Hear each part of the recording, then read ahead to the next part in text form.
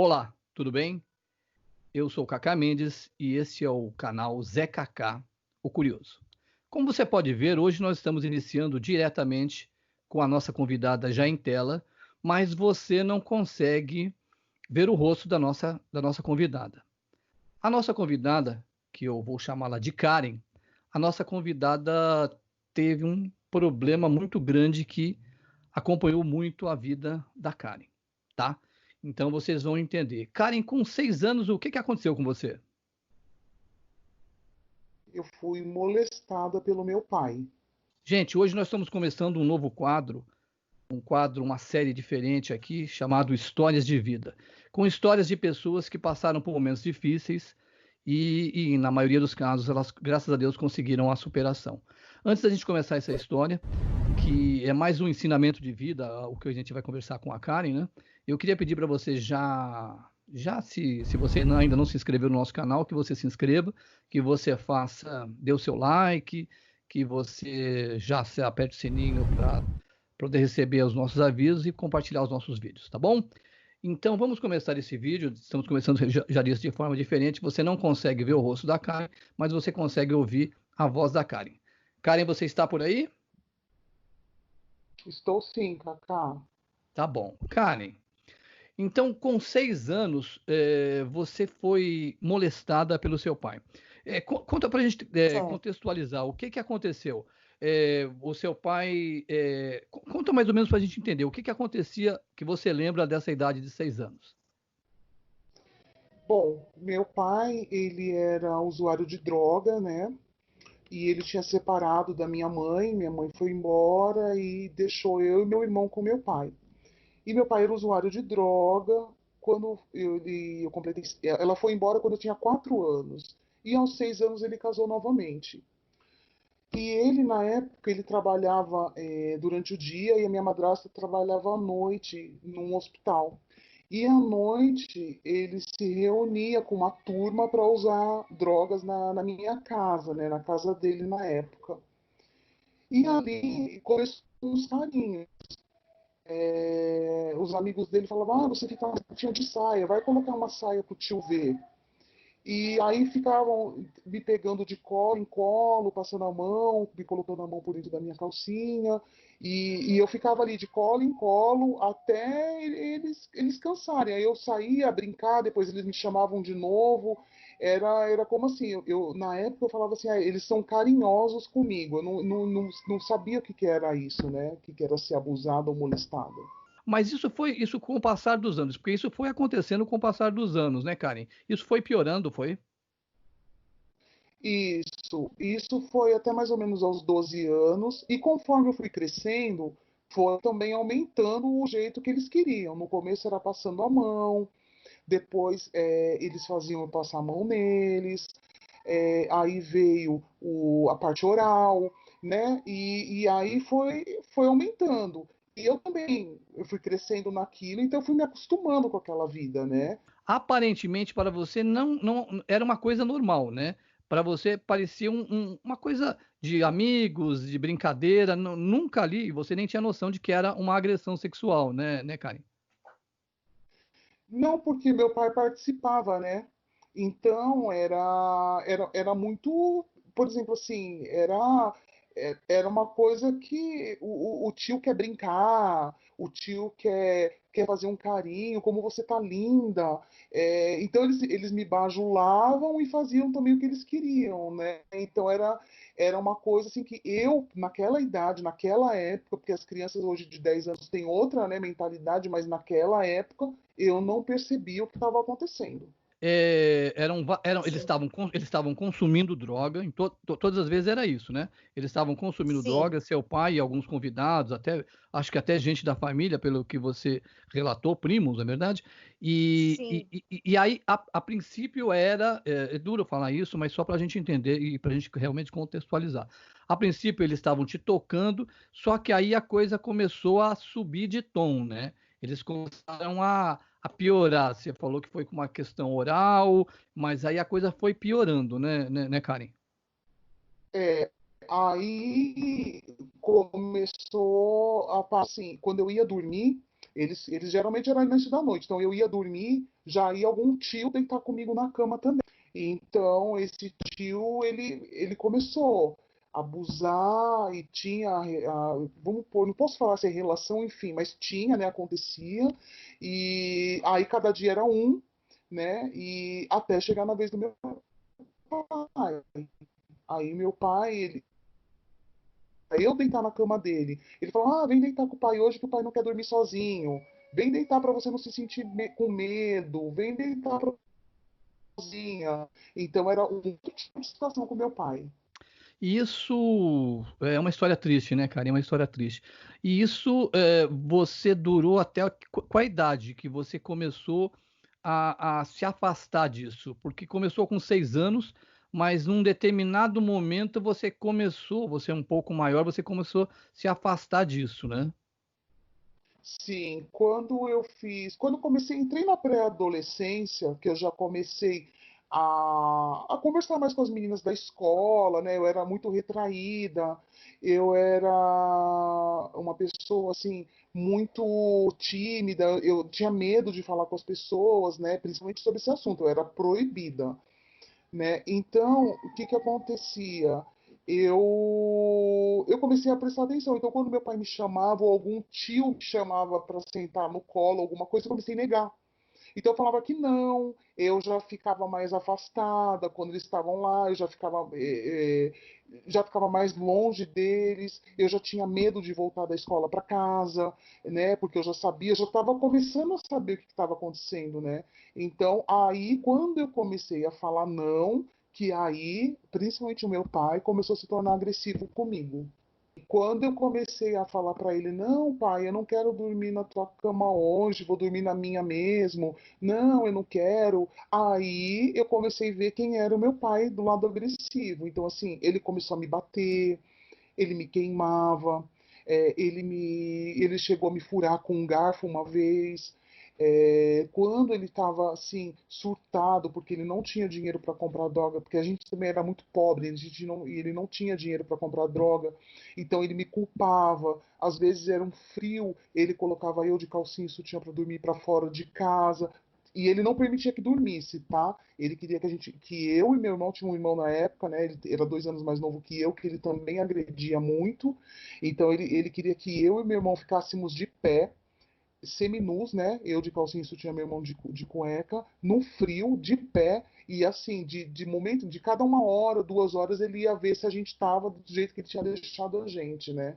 Então ele começou realmente a ficar extremamente violento.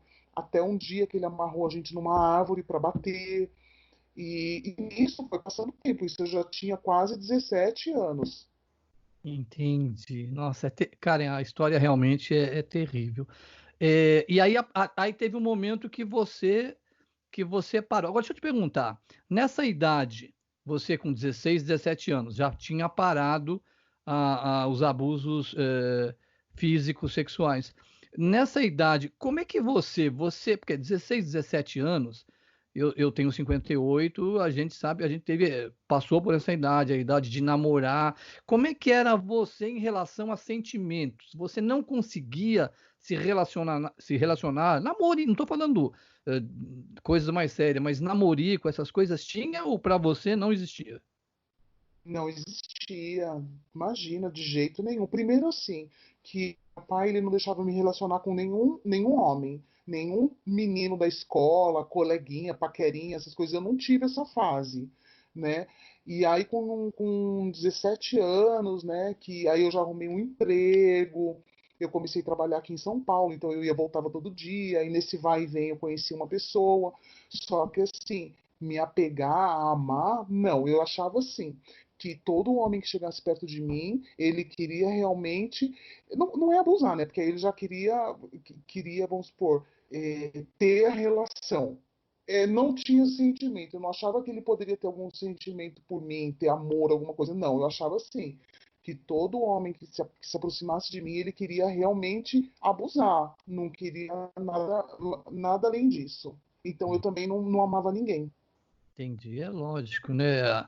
O que você passou é uma coisa muito séria, né? A gente sabe disso. Hoje você sabe disso. E aí, num determinado momento, que momento você saiu de casa? Porque por volta dessa idade, pelo que você me contou, 17, 18 anos, você, de alguma maneira, você conseguiu sair de casa. Conta rapidamente para a gente como é que foi isso. Eu arrumei esse namorado aos 17 anos e eu contei pro meu pai. Falei, olha, pai, eu tô namorando e eu quero trazer meu namorado para você conhecer. E aí ele falou assim, quando você... Eu tava no trabalho, né? Quando você chegar em casa, a gente conversa. Aí quando eu cheguei à noite em casa, ele já estava me esperando. Foi uma noite que ele me bateu muito. Ele não admitia, não permitia. Eu fiquei internada no outro dia por causa das surras. Ele me machucou muito. E ali, mesmo no hospital, eu já tinha completado os 18 anos, no hospital, dali eu não vou mais para casa. Assim que eu tive alta, eu já peguei, eu tive que vir trabalhar em São Paulo, né? Eu já procurei umas pessoas que trabalhavam comigo, até foi uma faxineira que me ajudou, e passei uns dias na casa dela, até eu ter o dinheiro para poder ir para uma pensão, que foi aí que eu comecei a minha vida. Mas ele me perseguiu durante um bom tempo, tanto que esse emprego eu perdi de tanto que ele ia lá. Que coisa terrível.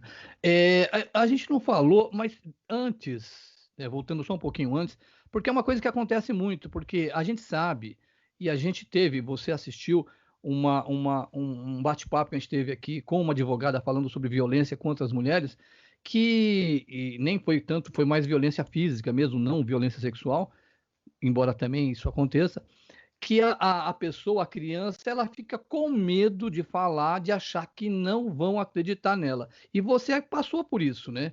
As pessoas não acreditavam quando você falava que estava tendo essas coisas, essas molestações. Não aconteceu?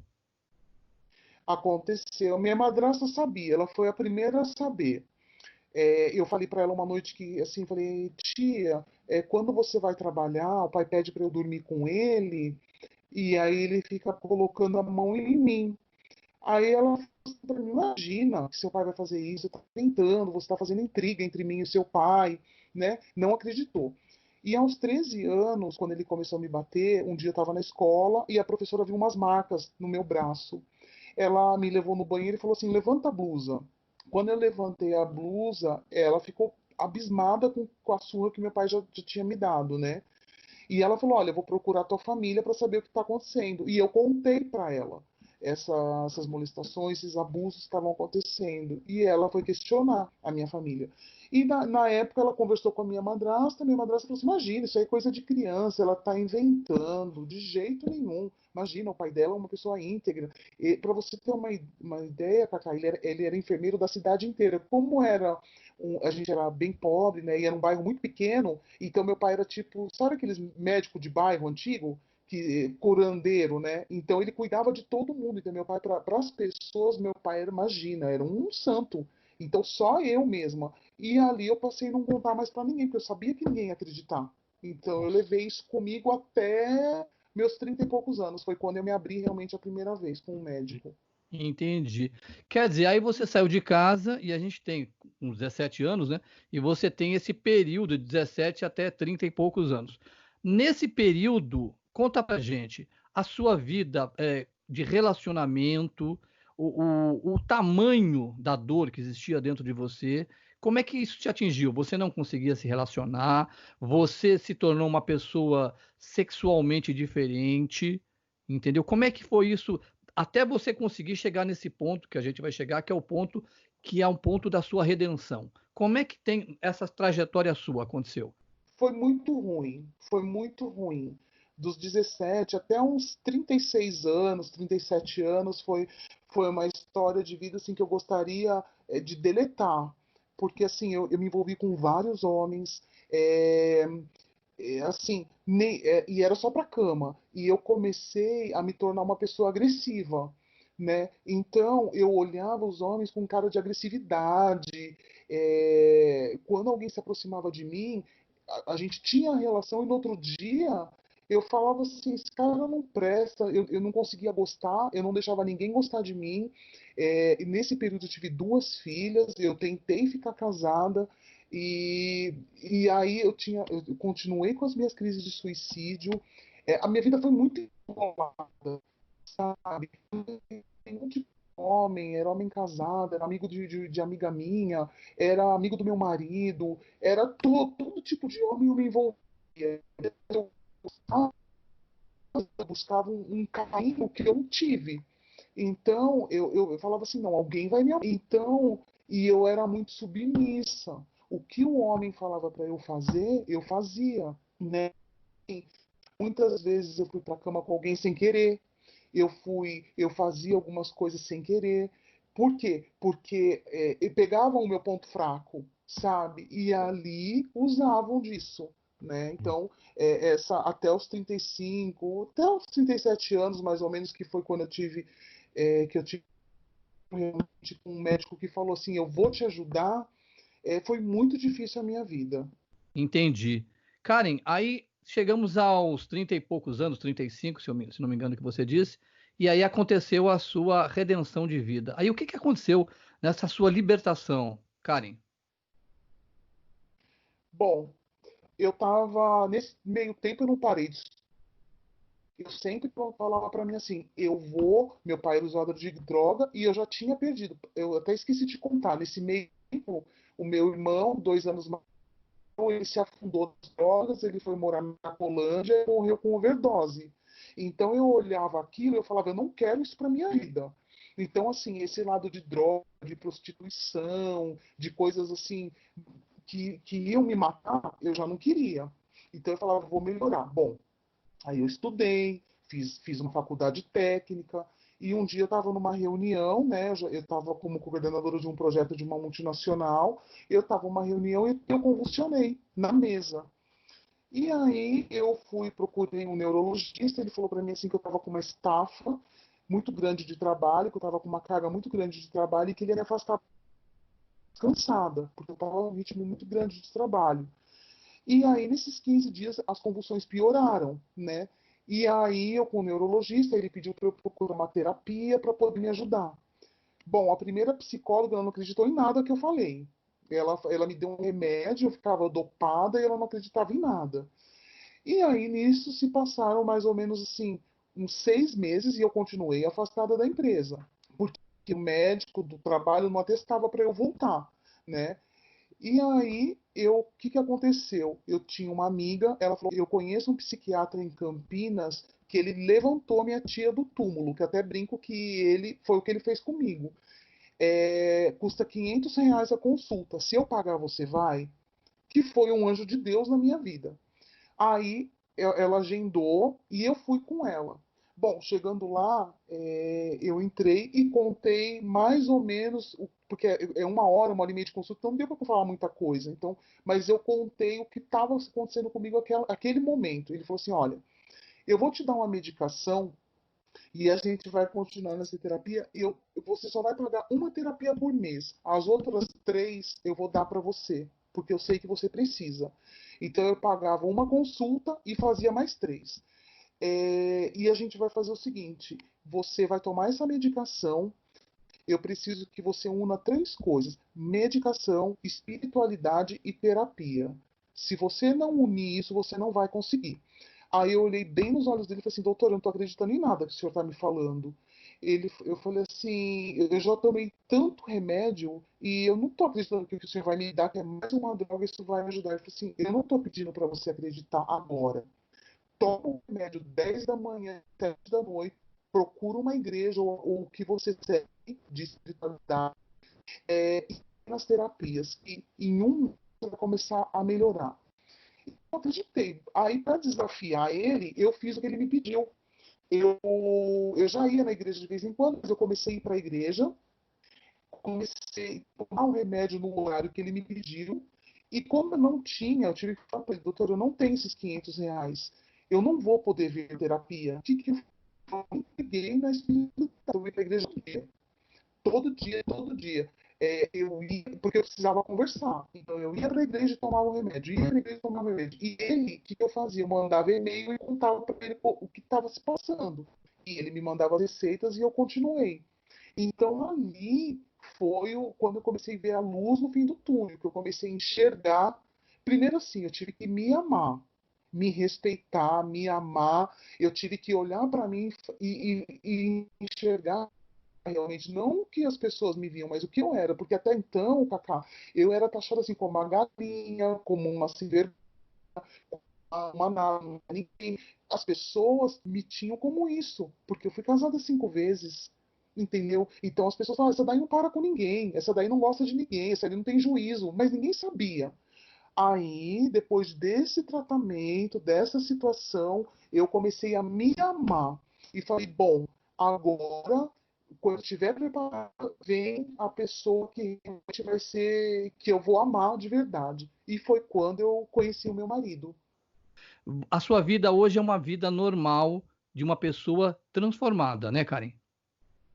Sim, primeiro conversei muito com o meu marido e eu falei para ele que eu tinha dificuldade de amar. Então eu precisava da ajuda dele. Então meu marido, ele foi uma peça assim fundamental na minha vida, nessa situação. Então ele falava: "Confia em mim, confia em mim". E eu discutia e eu até que um dia eu falei: "Eu vou confiar". E aí eu comecei a confiar no amor, comecei a confiar que ele poderia me amar, independente se eu fosse magra, gorda, alta, baixa, de qualquer jeito ele ia me amar. É, então, assim, eu percebi que eu poderia ser uma esposa de verdade para ele, olhar meu marido com olhos assim: olha, eu quero você pro resto da minha vida, coisa que eu nunca tinha vivido. Nós tivemos uma filha, eu tenho as minhas filhas de outro casamento, ele também tem, então a gente uniu toda a família, hoje é uma família abençoada. Assim, a gente, para você ter uma ideia, eu cheguei ao ponto que hoje, até nas discussões, eu tomo cuidado até nas palavras que eu vou falar para ele, entendeu? Porque eu não quero magoar a pessoa que eu amo. E hoje a gente vive um casamento assim muito abençoado mesmo. Graças a Deus. E é isso, né? O que fica, né, Karen? Porque infelizmente a gente sabe que muitas meninas, porque o mundo da gente está tão perdido, né? Muitas meninas, nesse momento, devem estar passando pelas situações que você passou com 6, com 7, com 10, com 12 anos.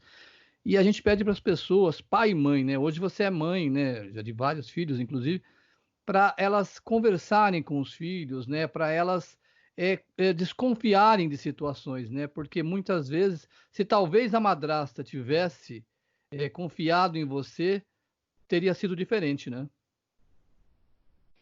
É verdade.